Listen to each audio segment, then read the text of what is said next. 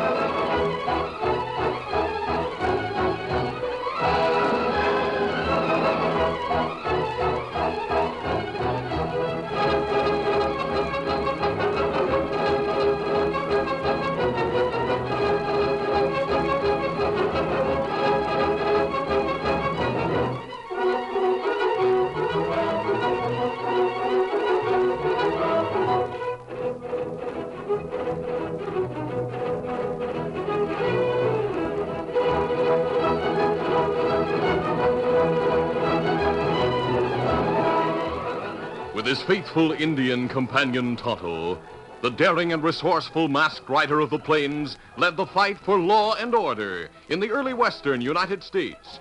Nowhere in the pages of history can one find a greater champion of justice. Return with us now to those thrilling days of yesteryear. From out of the past come the thundering hoofbeats of the great horse Silver. The Lone Ranger rides again. Come on, Silver. Let's go, big fellow. Hi-Yo Silver! Away!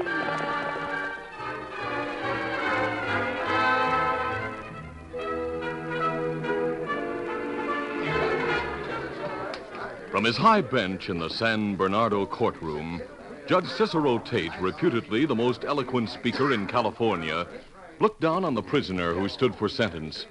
A murmur of anticipation ran through the crowded room. The judge thumped the bench with his gavel. Fatal Smith, you've come to the end of your trail of murder. In 3 months, spring will return with all its beauty. But you, Fatal Smith, will not know it. You will be dead. It is the sentence of this court that you be hanged 3 months from this date. Take him away, Sheriff. The rope hasn't been made that'll hang me.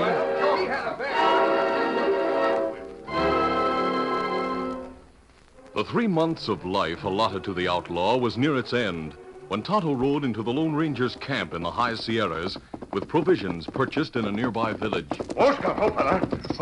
Tonto, you made that trip in a hurry. Me come to tell you Fatal Smith is loose. Loose? He was to hang on Friday. Well, last night, gang break into San Bernardino jail. Kill sheriff, get Smith out. Stage driver bring news to town. And we have work to do. Fatal Smith is a killer of the worst type. As long as he and his gang are at large, no one in the West is safe. It's long way to San Bernardino. Trail cold when we get there. The outlaws may be headed this way. Oh, why you think that? If I were a fugitive, I'd try to reach Hardscrabble here in the mountains. It's the most lawless mining camp in the West. Oh, that's right. Me hear 4 marshals get killed there in last year. No one take job of lawman. So that's where we'll look for Smith and his gang. Here, Silver. Easy, steady, big fella. Come on, Silver! Let's count. Several days later, Tom Rossford, a former New York policeman, sat at a table in the Gold Eagle Dance Hall, the biggest and toughest place of entertainment in Hardscrabble. During his service on the police force in an eastern city, Tom had contracted tuberculosis, but a year in the high Sierras had halted progress of the ailment. However, his spirits remained low because he knew he would never be able to return to his old comrades. As he brooded over his fate, a bearded miner approached with a question. Want to buy him a gun, Pilgrim? I'll sell it for $30. I don't believe in private citizens carrying a gun. Maybe not, but I do. I wouldn't sell mine if I wasn't broke and ready to leave this infernal camp. Didn't you strike pay dirt? Yes, but claim jumpers grabbed the place a stakeout. What this camp needs is a good marshal. Tom's remark brought laughter from a party of camp toughs at a nearby table. You hear that, boys? Skinny Greenhorn thinks we need another marshal. Not shooting irons. Citizens have no right to take the law into their own hands. We planted 4 marshals in this camp, and they were all quick on the trigger. Maybe you'd like to try your luck as Marshal number 5. Maybe I would. You wouldn't last as long as a snowball in Death Valley. You'd be plugged before this. Only the killers around camp figured that a consumptive Easterner wouldn't rate a notch in the gun butt. Let's get out of here, boys. I'll see you later, Marshal. Well, young fella, what do you think now? I'll buy that gun, mister. Here's your money. Well, here's a gun. Ain't much to look at, but it works. A short time later, as Tom examined the battered old Colt, a girl entertainer slipped into a chair at his side. Knowing her casually, Tom forced a smile. Hello, Lil. Tom, I saw you buy that gun. Why did you do it? I'm tired of being at the mercy of bullies and outlaws. You're inviting trouble. It's better to stay out of a bad man's way than cross him, even though you have a gun. I know how to use one, Lil. When I was on the force in New Tom, York... you ought to quit thinking about the past. Your health has improved a lot since I first met you, but you'll always have to stay in the West. Why not make the best of it? Believe me, Lil, I'm grateful to this country of yours. It's done wonders for me physically. Why, I found I can take long rides, and I've even done a little mountain climbing. Oh, I'm glad. But you know, this Sierra country is mine only by adoption. I am, or was, as much a New Yorker as you are. You are?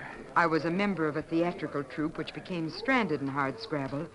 So I took a job as a singer here in the Gold Eagle. At first, I hated the work. Now I love it. Do you mean you actually like to sing to a lot of toughs and crooks? Most of the men who come here are honest miners. When I appear before them, I'm playing a better role than I ever had on the stage. Oh, that's a little over my head, Lil. Don't you see? I'm taking part in a living drama. One of the greatest dramas in American history. Well, that's one way of looking at it. Sometime the right man will come along and tame Hardscrabble and open the way for religion and education. You know, they say there isn't a single book in this camp. Well, I have one right here in my breast pocket. It's the manual of the New York Police Department. Tom, must you always think of that? Lil, police work was life to me. I'd like to give the people here the same kind of service, but they'll never accept me. Even if I regained all of my health, I'd always be a consumptive Easterner to them. I must go now, Tom, but be around tonight. I'd like to talk to you some more. And I'd like to listen. I'll be right here, Lil. That night, the Gold Eagle Cafe was packed. A so-called professor hammered a battered piano. Several volunteer musicians, whose red shirts and ragged beards marked them as miners, sawed at fiddles. Lil, the stranded actress, sang Camptown Girls, then joined Tom Rossford at a table while a square dancer called... Fill up the floor for a quadrille, folks. 4 more couples over here. 4 more. Yeah, come on, boys. Soon heavy boots thumped the floor with a violence that shook the walls of the dance hall.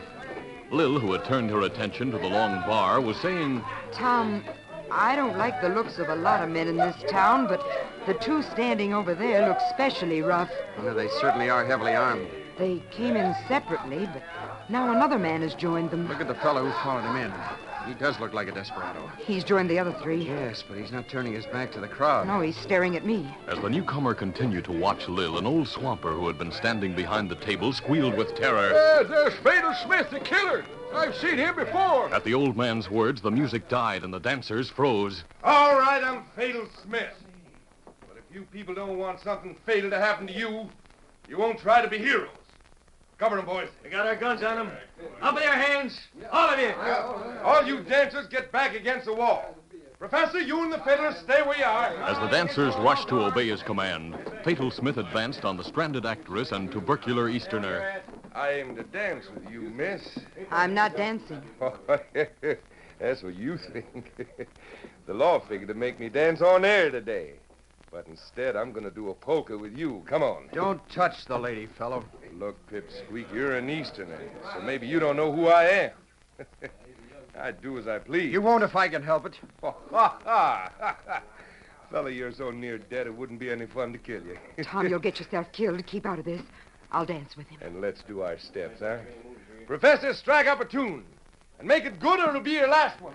So great was the outlaw's contempt for the Easterner that he discounted the possibility of his being armed and in a mood to welcome death. He reached out to seize the girl, but before he could reach her, Tom was in front of him. Loosening the newly acquired gun which he had thrust into a pocket, the former New Yorker called, "Draw, you killer!" Where do you want it, Greenhorn? Tom, sit down. Here it comes, through the heart.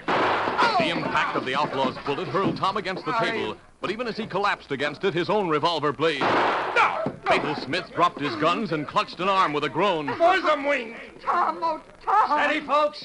Steady or you'll get what the Easterner got. This time we vamos, Fatal. Yeah, wait till I pick up my gun. Only nicked. But now I'm going to plug that skinny varmint again. No. Don't see your gun, Fatal. No one lives after you pull a trigger on him. So let's get out the back door to our horses. All right, but I'm taking the girl along for a shield. Get away from that tenderfoot's carcass and come on. Let go of me, you murderous beast. Drag her Let along, go. Fatal. Miguel, open that back door. See, there I have opened it.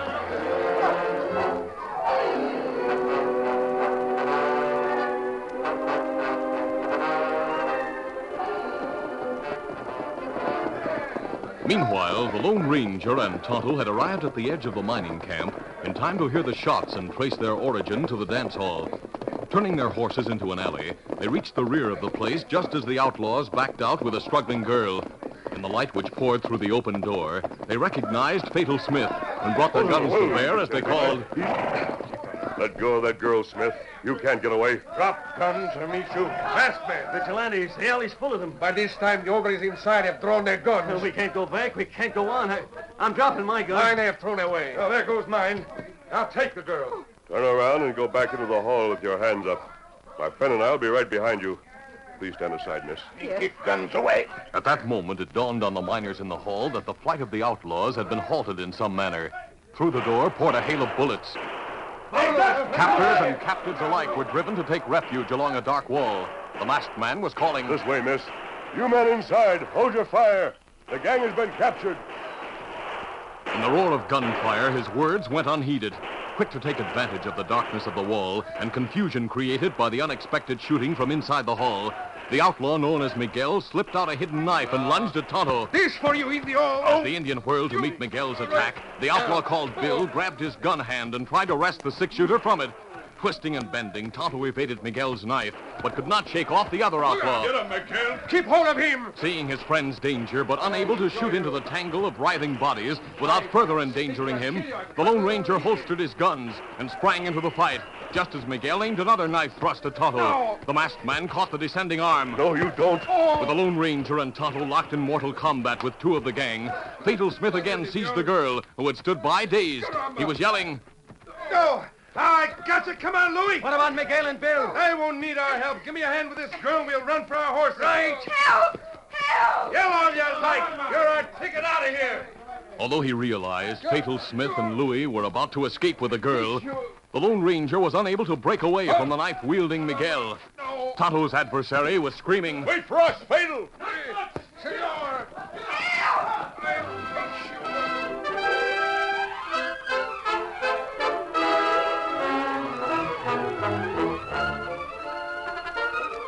The curtain falls on the first act of our Lone Ranger adventure. Before the next exciting scenes, please permit us to pause for just a few moments.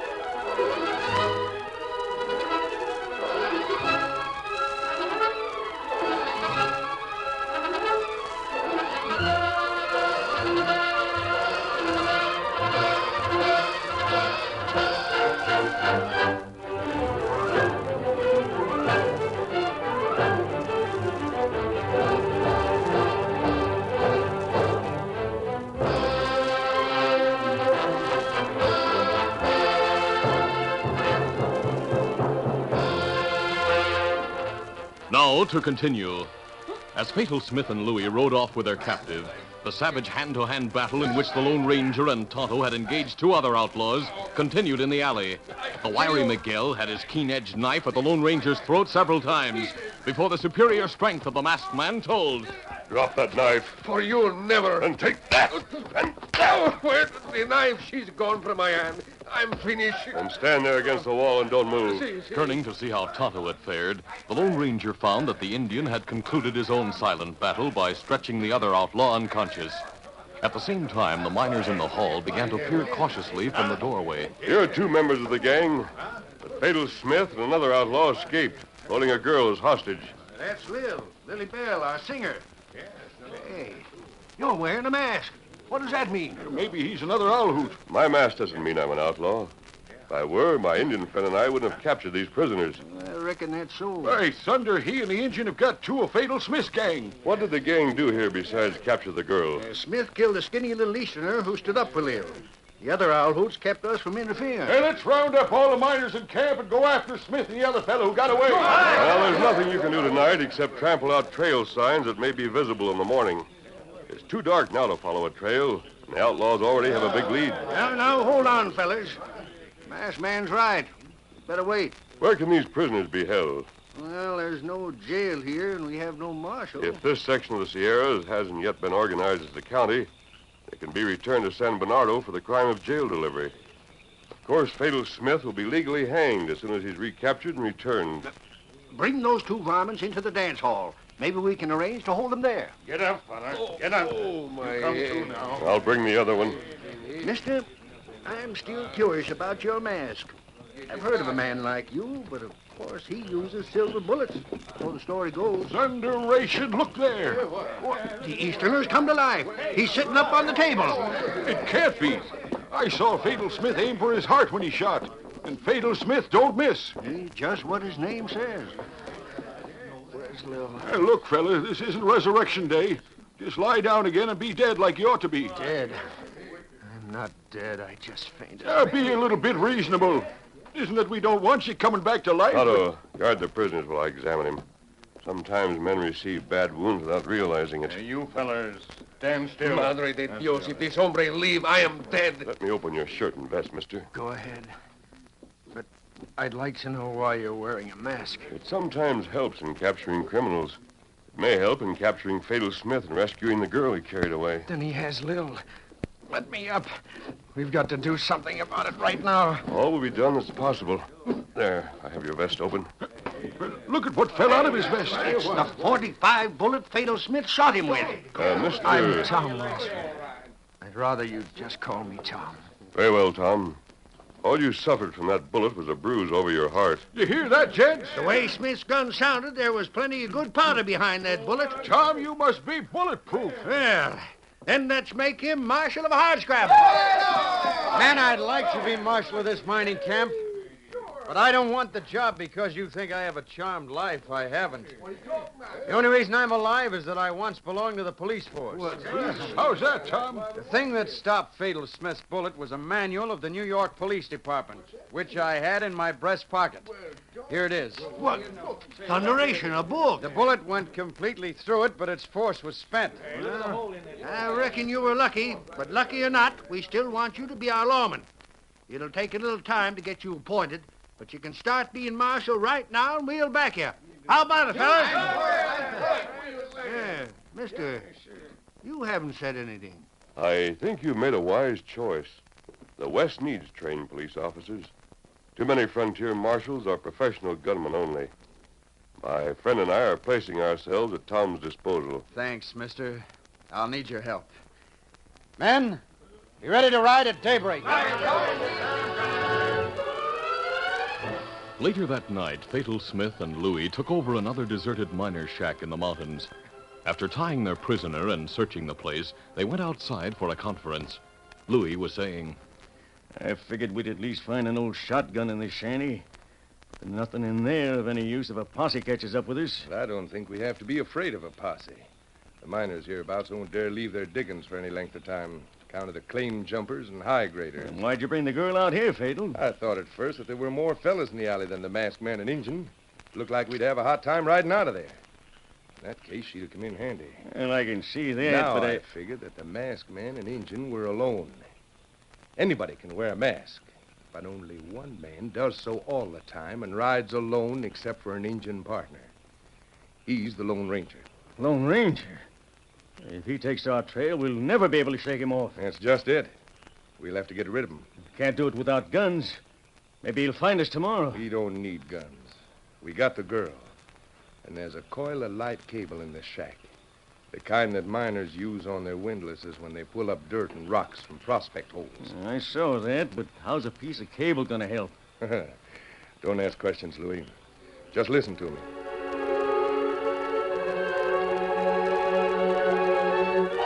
It was late the next day when the Lone Ranger, Tonto, and Tom Rossford struck the trail of the outlaws and their captive.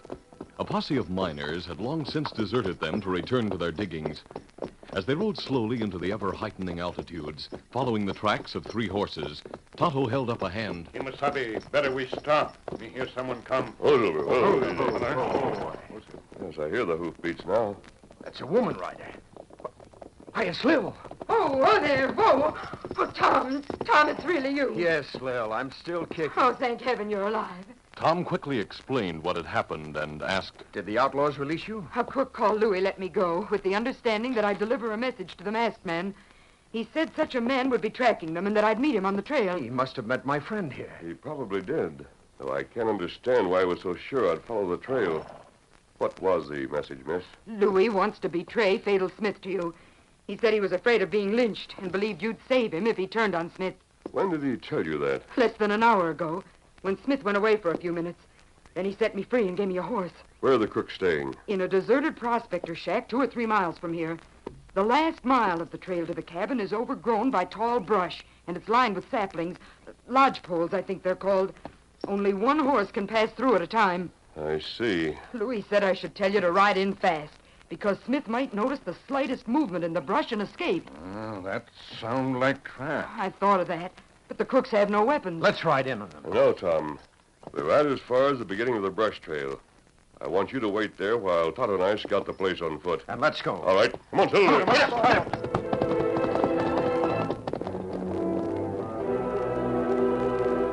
The swift twilight of the Sierras had begun to fall when the Lone Ranger and Tonto left Tom and the girl with the horses and began to work their way toward the shack, keeping to scant growths of stunted trees which grew on high ground several hundred yards from the brush trail.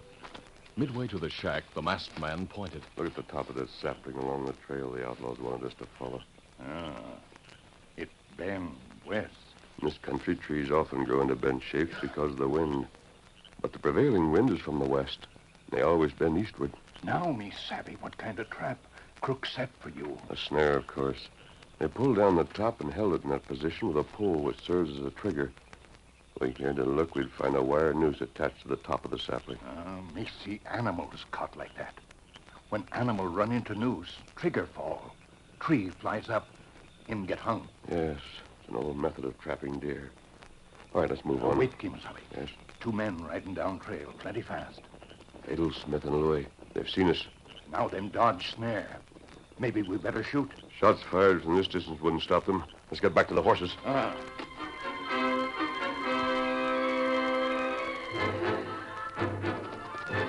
At that moment, Fatal Smith was telling Louis, We saw the masked man and Injun just in time. You might have known that the masked man wouldn't fall for a trick like a snare. We still hold the high card. Well, I don't know how. They must have left their horses near the end of the brush trail.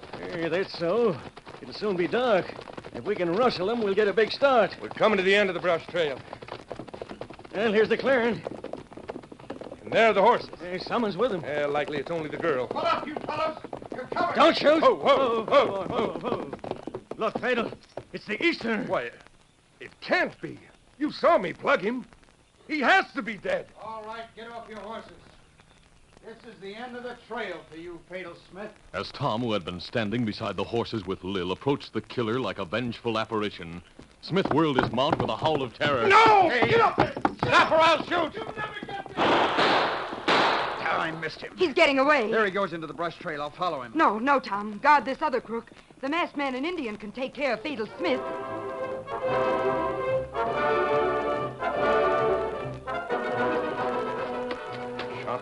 you mean Tom have trouble? Wait, Tonto. One of the outlaws is riding back up the brush trail. I just caught a glimpse of him. Plenty dark.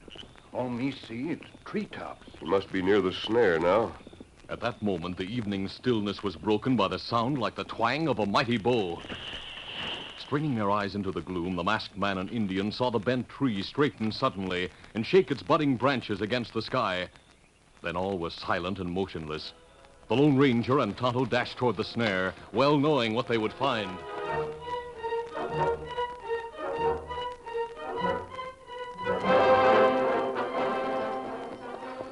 Late that evening, a strange procession halted at the edge of Hardscrabble. One rider was a masked man, another an Indian. With them were a former New York policeman and a former actress who had found their destiny in the West. Two other horses bore a sardonic prisoner and a dead man. The Lone Ranger was saying, Tom, Tonto and I must leave you here. But you haven't explained how Fatal Smith happened to ride into his own snare. It seems the fates were in an ironical mood. Perhaps the killer was overcome by superstitious terror after seeing Tom. Perhaps it was so dark he failed to see the trap in time to dodge the noose. Well, it was poetic justice. Yes, he received the punishment he deserved. Now the West will be a safer place in which to live. Lil, that's the end of Fatal Smith. But for you and me, this is just the beginning. Yes, Tom. Our beginning. Perhaps we meet again. Adios. Adios. Adios. Thanks, mister.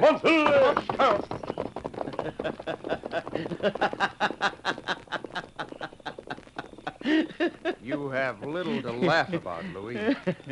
I have plenty. I'm wondering what Fatal Smith thinks now about setting a snare for the Lone Ranger.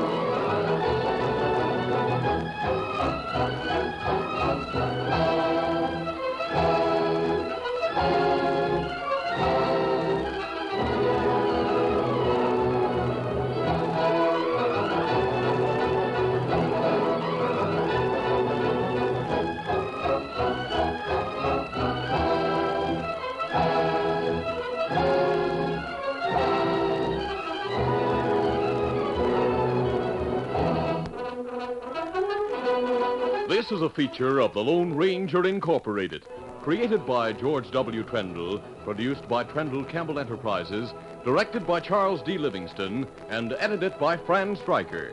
The part of the Lone Ranger is played by Brace Beamer.